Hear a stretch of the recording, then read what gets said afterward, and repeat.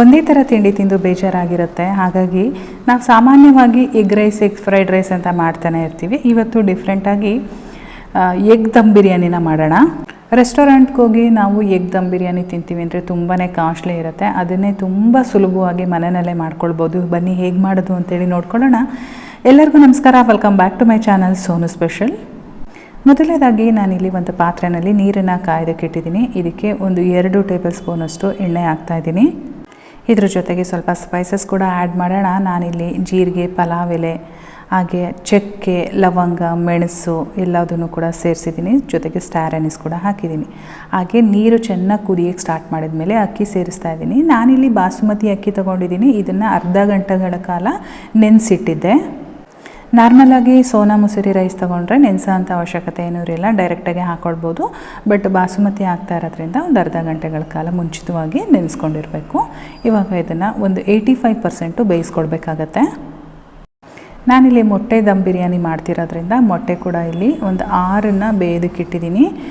ನಿಮ್ಮ ಮನೆಯಲ್ಲಿ ಎಷ್ಟು ಜನ ಇರ್ತಾರೆ ನೋಡಿ ಮೊಟ್ಟೆನ ಸೇರಿಸ್ಕೊಳ್ಬೋದು. ಹಾಗೆ ನಾನಿಲ್ಲಿ ಅನ್ನಕ್ಕೆ ಸ್ವಲ್ಪ ಉಪ್ಪನ್ನು ಕೂಡ ಸೇರಿಸ್ತಾ ಇದ್ದೀನಿ.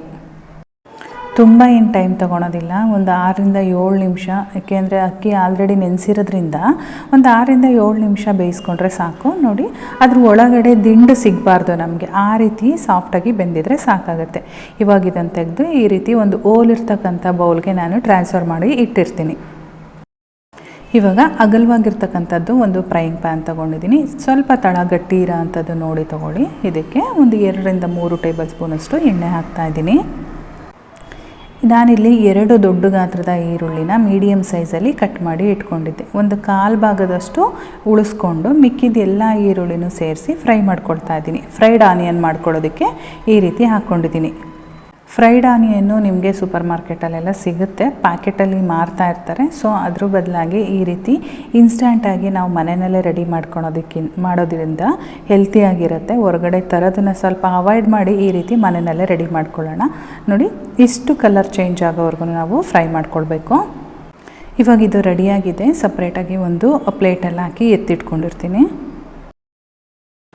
ಅದೇ ಪ್ಯಾನ್ಗೆ ಮತ್ತೆ ನಾನೇನು ಎಕ್ಸ್ಟ್ರಾ ಎಣ್ಣೆ ಹಾಕಲ್ಲ. ಈಗ ಎಷ್ಟು ಎಣ್ಣೆ ಉಳಿದಿದೆ ಅದರೊಳಗಡೆ ಒಂದು ಅರ್ಧ ಟೀ ಸ್ಪೂನ್ ಖಾರದ ಪುಡಿ, ಒಂದು ಅರ್ಧ ಟೀ ಸ್ಪೂನ್ ಉಪ್ಪು, ಹಾಗೆ ಒಂದು 1/4 ಟೀ ಸ್ಪೂನಷ್ಟು ಅರಿಶಿನ ಪುಡಿ ಸೇರಿಸ್ಕೊಂಡು ಒಂದ್ಸಲ ಚೆನ್ನಾಗಿ ಮಿಕ್ಸ್ ಮಾಡಿಕೊಂಡು ಲೋ ಫ್ಲೇಮಲ್ಲಿ ಇಟ್ಕೊಂಡಿರಬೇಕು ಇದು ಹಾಕಬೇಕಾದ್ರೆ.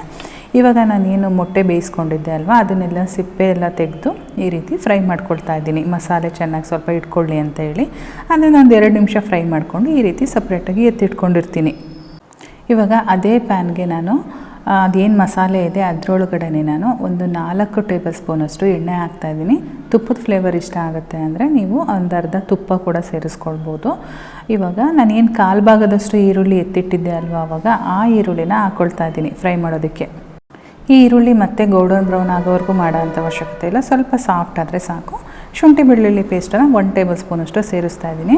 ನಾನಿಲ್ಲಿ ಶುಂಠಿ ಬೆಳ್ಳುಳ್ಳಿ ಹಾಗೆ ಅದಕ್ಕೆ 1-2 ಹಸಿರು ಮೆಣಸಿನ್ಕಾಯಿನೂ ಕೂಡ ಸೇರಿಸಿ ರುಬ್ಬಿಟ್ಕೊಂಡಿದ್ದೆ. ಅದರಲ್ಲಿ 1 ಟೇಬಲ್ ಸ್ಪೂನ್ ಹಾಕಿದ್ದೀನಿ. ಜೊತೆಗೆ 2 ಟೊಮೊಟೊನ ರುಬ್ಬಿ ಪ್ಯೂರಿ ಮಾಡ್ಕೊಂಡಿದ್ದೆ, ಆ ಟೊಮೊಟೊ ಪ್ಯೂರಿನೂ ಕೂಡ ಹಾಕ್ತಾಯಿದ್ದೀನಿ. ಟೊಮೊಟೊನ ಡೈರೆಕ್ಟಾಗಿ ಕಟ್ ಮಾಡಿ ಹಾಕೋದಕ್ಕಿಂತ ಈ ರೀತಿ ಪ್ಯೂರಿ ಮಾಡಿ ಹಾಕಿದರೆ ಟೇಸ್ಟು ತುಂಬಾ ಚೆನ್ನಾಗಿರುತ್ತೆ. ಅದು ಎಣ್ಣೆ ಬಿಡೋಕ್ಕೆ ಶುರುವಾಗಬೇಕು, ಅಲ್ಲಿವರೆಗೂ ನಾವು ಫ್ರೈ ಮಾಡ್ಕೊಳ್ಬೇಕಾಗತ್ತೆ. ಒಂದು 2 ನಿಮಿಷ ಬಿಟ್ಟರೆ ಸಾಕು, ಎಣ್ಣೆ ಬಿಡೋಕ್ಕೆ ಶುರುವಾಗುತ್ತೆ. ಆಗ ನಾನು 2 ಟೇಬಲ್ ಸ್ಪೂನಷ್ಟು ಮೊಸರು, ಹಾಗೆ 1 ಸ್ಯಾಚೆಟ್ಟು ಬಿರಿಯಾನಿ ಪೌಡರು, ರುಚಿಗೆ ತಕ್ಕಷ್ಟು ಖಾರದ ಪುಡಿ, ಒಂದು 1/4 ಟೀ ಸ್ಪೂನಷ್ಟು ಅರಿಶಿನ ಪುಡಿ, ರುಚಿಗೆ ತಕ್ಕಷ್ಟು ಉಪ್ಪು ಎಲ್ಲದನ್ನು ಕೂಡ ಸೇರಿಸಿ ಚೆನ್ನಾಗಿ ಒಂದ್ಸಲ ಮಿಕ್ಸ್ ಮಾಡ್ಕೊಳ್ತೀನಿ. ನಾವು ಈಗ ಆಲ್ರೆಡಿ ಶುಂಠಿ ಬೆಳ್ಳುಳ್ಳಿ ಪೇಸ್ಟ್ ಜೊತೆಗೆ ಹಸಿರು ಮೆಣಸಿನ್ಕಾಯಿನ ರುಬ್ಬಿರೋದ್ರಿಂದ ಖಾರದ ಪುಡಿನ ನಾನಿಲ್ಲಿ ಸ್ವಲ್ಪ ಹಾಕ್ಕೊಂಡಿದ್ದೀನಿ. ನೀವು ತುಂಬ ಖಾರ ಇಷ್ಟಪಡ್ತೀರಾ ಅಂದರೆ 1 ಟೇಬಲ್ ಸ್ಪೂನು ಕೂಡ ಸೇರಿಸ್ಕೊಳ್ಬೋದು. ಇದ್ರ ಜೊತೆಗೆ ನಾನೇನು ಮೊಟ್ಟೆ ಫ್ರೈ ಮಾಡಿ ಇಟ್ಕೊಂಡಿದ್ದೆ ಆ ಮೊಟ್ಟೆ ಕೂಡ ಹಾಕಿ ಚೆನ್ನಾಗಿ ಮಿಕ್ಸ್ ಮಾಡ್ತಾಯಿದ್ದೀನಿ. ಒಂದು 2 ನಿಮಿಷ ಎಲ್ಲವನ್ನೂ ಬೇಯಿಸ್ಕೊಂಡು ಆದಮೇಲೆ ಎಲ್ಲ ಮಸಾಲೆ ಚೆನ್ನಾಗಿ ಬೆಂದಿದೆ. ಇವಾಗ ಎಣ್ಣೆ ಬಿಡೋದಕ್ಕೂ ಕೂಡ ಶುರುವಾಗಿದೆ. ಬೆಂದಿರ್ತಕ್ಕಂಥ ಎಲ್ಲ ಮೊಟ್ಟೆಗಳು ಹಾಗೆ ಅದ್ರ ಜೊತೆಗೆ ಸ್ವಲ್ಪ ಮಸಾಲೆನೂ ಕೂಡ ಎತ್ತಿಟ್ಕೊಳ್ತಾ ಇದ್ದೀನಿ. ದಮ್ ಬಿರಿಯಾನಿ ಆಗಿರೋದ್ರಿಂದ ಮೇಲ್ಗಡೆಯಿಂದ ನಾವು ಒಂದು ಲೇಯರ್ ಹಾಕಬೇಕಾಗುತ್ತೆ. ಹಾಗಾಗಿ ಇಷ್ಟನ್ನು ನಾನಿಲ್ಲಿ ಒಂದು ಪ್ಲೇಟಲ್ಲಿ ಹಾಕಿ ಎತ್ತಿಟ್ಕೊಂಡಿದ್ದೀನಿ. ಕೆಳಗಡೆ ಇರ್ತಕ್ಕಂಥ ಮಸಾಲೆನ ಸ್ವಲ್ಪ ಈ ರೀತಿ ಸ್ಪ್ರೆಡ್ ಮಾಡಿ ಈಗ ನಾನೇನು ಅನ್ನ ರೆಡಿ ಮಾಡಿ ಇಟ್ಕೊಂಡಿದ್ದೆ ನೋಡಿ ಎಷ್ಟು ಉದ್ರಾಗಿ ಆಗಿದೆ ಅಂತೇಳಿ. ನಾವೊಂದು ಒಳ್ಳೆ ಕ್ವಾಲಿಟಿ ಬಾಸುಮತಿ ರೈಸ್ನ ತೊಗೊಂಡ್ರೆ ಇಷ್ಟು ಚೆನ್ನಾಗಿ ಅನ್ನ ಆಗುತ್ತೆ. ಸೊ ಇದನ್ನು ಒಂದು ಲೇಯರು ನಾನು ಸ್ಪ್ರೆಡ್ ಮಾಡ್ತೀನಿ ಅಲ್ಲಿ. ಎಲ್ಲನೂ ರೆಡಿ ಮಾಡಿ ಇಟ್ಕೊಬಿಟ್ರೆ ಪಟ ಅಂತೇಳಿ ಮಾಡ್ಕೊಳ್ಬೋದು. ತುಂಬಾ ಈಸಿ ಇದೆ ದಮ್ ಬಿರಿಯಾನಿ ಮಾಡೋದಕ್ಕೆ. ಸೊ ನೋಡಿ, ಈ ರೀತಿ ಒಂದು ಲೇಯರ್ ನಾನು ಅನ್ನ ಹಾಕಿದ ಮೇಲೆ ಇವಾಗ ನಾನೇನು ಮಸಾಲೆ ಮತ್ತು ಮೊಟ್ಟೆ ಎಲ್ಲ ಎತ್ತಿಟ್ಕೊಂಡಿದ್ದೆ ಅಲ್ವಾ, ಇದನ್ನು ಕೂಡ ಒಂದು ಲೇಯರ್ ಹಾಕ್ತಾಯಿದ್ದೀನಿ. ಕೆಲವೊಂದು ಸರಿ ನಾವೇನು ಅಂದ್ಕೊತೀವಿ ಅಂದರೆ ಅದು ತುಂಬ ಟೈಮ್ ಹಿಡಿಯುತ್ತೆ, ಯಾರು ಮಾಡ್ತಾರಪ್ಪ ಅಂತ ಅಂದ್ಕೊಂಡು ನಾರ್ಮಲಾಗಿ ಮಾಡ್ತಾಯಿರ್ತೀವಿ. ಡಿಫ್ರೆಂಟಾಗಿ ಅಡುಗೆಗಳ ಮಾಡ್ತಾಯಿದ್ರೆ ನಮಗೆ ಮನೇಲಿರೋರ್ಗೂ ತಿನ್ನೋದಕ್ಕೆ ಇಷ್ಟ ಆಗುತ್ತೆ, ನಮಗೂ ಕೂಡ ಮಾಡೋದಕ್ಕೆ ಖುಷಿ ಅನಿಸುತ್ತೆ. ಯಾರೆಲ್ಲ ಪ್ಯಾಷನ್ ಮಾಡ್ಕೊಂಡಿರ್ತೀರ ಅಡುಗೆ ಮಾಡೋದನ್ನು ಅವರು ಟ್ರೈ ಮಾಡಿ, ತುಂಬಾ ಚೆನ್ನಾಗಿ ಬರುತ್ತೆ. ಹಾಗೆ ನಾನಿಲ್ಲಿ ಏನು ಆನಿಯನ್ ಫ್ರೈ ಮಾಡಿ ಇಟ್ಕೊಂಡಿದ್ದೆ, ಫ್ರೈಡ್ ಆನಿಯನ್ಸ್ನ ಹಾಕ್ತಾಯಿದ್ದೀನಿ ಒಂದು ಲೇಯರು. ಸೊ ಇಷ್ಟು ಹಾಕಿದ ಮೇಲೆ ಮೇಲ್ಗಡೆಯಿಂದ ನಾನು ಇನ್ನೊಂದು ಲೇಯರು ಅನ್ನ ಕೂಡ ಹಾಕ್ತೀನಿ. ಈ ರೀತಿ ನಾವು ಸೆಟ್ ಮಾಡ್ಕೊಬಿಟ್ರೆ ತುಂಬಾ ಚೆನ್ನಾಗಾಗುತ್ತೆ.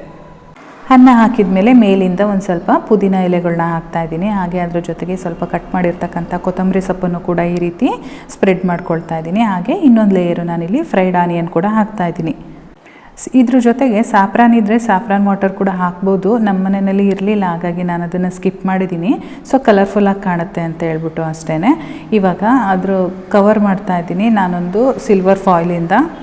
ನಾವಿಲ್ಲಿ ದಮ್ ಬಿರಿಯಾನಿ ಮಾಡ್ತಾ ಇರೋದ್ರಿಂದ ಅದೆಲ್ಲೂ ಕೂಡ ಆಚೆ ಅದರದ್ದು ಗಾಳಿ ಹೋಗಬಾರ್ದು, ಆ ರೀತಿಯಾಗಿ ಈ ರೀತಿ ಒಂದು ಸಿಲ್ವರ್ ಫಾಯಿಲ್ನ ಹಾಕಿ ಕವರ್ ಮಾಡ್ಕೊಳ್ಬೋದು. ಸಿಲ್ವರ್ ಫಾಯಿಲ್ ಇಲ್ಲ ಅಂತ ಅಂದರೆ ನೀವು ಡೈರೆಕ್ಟಾಗಿ ಒಂದೆರಡು ಟಿಶ್ಯೂ ಪೇಪರ್ ತೊಗೊಂಡು ಟಿಶ್ಯೂ ಪೇಪರ್ನಿಂದ ಕೂಡ ಕವರ್ ಮಾಡ್ಕೊಳ್ಬೋದು. ಹಾಗೆ ನಾನಿಲ್ಲಿ ಅದ್ರ ಮೇಲೆ ಒಂದು ಲಿಡ್ ಕ್ಲೋಸ್ ಮಾಡಿದ್ದೀನಿ. ಇದ್ರ ಜೊತೆಗೆ ನಾನಿವಾಗ ರೊಟ್ಟಿ ಮಾಡ್ತೀವಲ್ವ ಹಂಚು, ಆ ಹಂಚನ್ನು ಇಟ್ಕೊಂಡು ಬಿಸಿ ಮಾಡಿ ಅದ್ರ ಮೇಲೆ ಈ ಪಾತ್ರೆನ ಇಟ್ಟು ಒಂದು 10 ನಿಮಿಷ ನಾನಿಲ್ಲಿ ಬಾಯ್ಲ್ ಆಗಕ್ಕೆ ಬಿಡ್ತೀನಿ, ಅಂದರೆ ದಮ್ ಕಟ್ಟಕ್ಕೆ ಬಿಡ್ತೀನಿ. 10 ನಿಮಿಷ ಆದಮೇಲೆ ನಾನೀಗ ಓಪನ್ ಮಾಡ್ತಾಯಿದ್ದೀನಿ. ಹೇಗಾಗಿದೆ ಅಂತೇಳಿ ನೋಡೋಣ. ತುಂಬಾ ಚೆನ್ನಾಗಿತ್ತು, ರುಚಿಯಂತೂ ಅದ್ಭುತವಾಗಿತ್ತು. ಮನೇಲಿ ಎಲ್ಲರೂ ಇಷ್ಟಪಟ್ಟರು. ನೀವು ಕೂಡ ಒಮ್ಮೆ ಮನೆಯಲ್ಲಿ ಮಾಡಿ ಹೇಗಾಯಿತು ಅಂತೇಳಿ ನನಗೆ ಕಮೆಂಟ್ ಮಾಡಿ ತಿಳಿಸಿ. ನೋಡಿ, ನಾವು ದಪ್ಪ ತಳ ತಗೊಂಡ್ರೆ ಎಲ್ಲೂ ಕೂಡ ತಳ ಹತ್ತೋದಿಲ್ಲ, ಅಷ್ಟು ಚೆನ್ನಾಗಾಗುತ್ತೆ. ಹಾಗಾಗಿ ಪಾತ್ರೆನ ದಮ್ ಬಿರಿಯಾನಿ ಮಾಡಬೇಕಾದ್ರೆ ಪಾತ್ರೆನ ಸ್ವಲ್ಪ ನಾವು ಚೂಸ್ ಮಾಡ್ಕೊಳ್ಬೇಕಾಗತ್ತೆ. ಇವಾಗ ನೋಡ್ತಾ ಇದ್ದೀರಾ ಅಲ್ವಾ ಎಷ್ಟು ಚೆನ್ನಾಗಿ ಕಾಣಿಸ್ತಾ ಇದೆ ಅಂತೇಳಿ. ಸೊ ತುಂಬಾ ಚೆನ್ನಾಗಿ ಬಂದಿತ್ತು. ಈ ರೆಸಿಪಿ ನಿಮಗೆಲ್ಲ ಇಷ್ಟ ಆಗಿದೆ ಅಂತ ತಿಳ್ಕೊಳ್ತೀನಿ. ಇಷ್ಟ ಆಗಿದ್ದರೆ ವಿಡಿಯೋಗೊಂದು ಲೈಕ್ ಮಾಡಿ, ಹಾಗೆ ನಿಮ್ಮ ಫ್ಯಾಮಿಲಿ ಫ್ರೆಂಡ್ಸ್ ಜೊತೆ ಕೂಡ ಶೇರ್ ಮಾಡ್ಕೊಳ್ಳಿ. ಹೇಗೆ ಬಂದಿದೆ ಅಂತೇಳಿ ಕಮೆಂಟ್ ಮಾಡಿ ತಿಳಿಸಿ. ನಾನಿವಾಗ ಪ್ಲೇಟ್ಗೆ ಸರ್ವ್ ಮಾಡ್ಕೊಡ್ತಾ ಇದ್ದೀನಿ. ತುಂಬಾ ಚೆನ್ನಾಗಾಗಿತ್ತು. ಸೊ ಇದೇ ಥರ ಇನ್ನೊಂದು ರೆಸಿಪಿ ಜೊತೆಗೆ ನಾನು ಮುಂದಿನ ವಿಡಿಯೋದಲ್ಲಿ ಸಿಗ್ತೀನಿ. ಅಲ್ಲಿವರೆಗೂ bye bye, take care, thank you for watching.